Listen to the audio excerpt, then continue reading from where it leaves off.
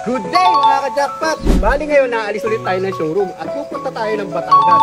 Bali i-deliver natin yung unit ni client para ipakita natin sa kanya yung unit na kukunin nila. Syempre doon na rin natin i-release yung unit.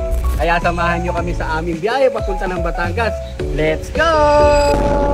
Another day, another BA ulit ang ating paririlisan na client. Ang lakas talaga nito sa amin at ang bilis pa ng approval process. Nagbiyahe na nga kami papuntang SM Santo Tomas, Batangas para i-meet up ang client natin. Oras lang din at dumating na din kami sa meet-up base. At dumating na din sila client. Agad din naman ito kinausap ni Ma'am Rica at pinakita ang unit kila client. Pina-check agad namin ito kila client para makita nila na sobrang sariwa ng unit na makukuha nila at pinakita din namin ang papeles ng unit. Pagkatapos maging okay sa checking ng unit, dumiretso na kami sa pirmahan ng mga papeles. Pinaliwanagan muna sila ni Ma'am Yula tapos nagpapirma. Pagkatapos, si Sir Joshua naman na nagpaliwanag at nagpapirma sa kanila. Sobrang bilis lang at natapos din agad. Bumalik na kami sa parking area para i-turn over ang sasakyan nila client. At ayun, konting picture lang, na-release na ang sasakyan.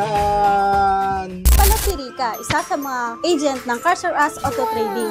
Sobrang bilis ng approval namin ngayon. 1 day process lang.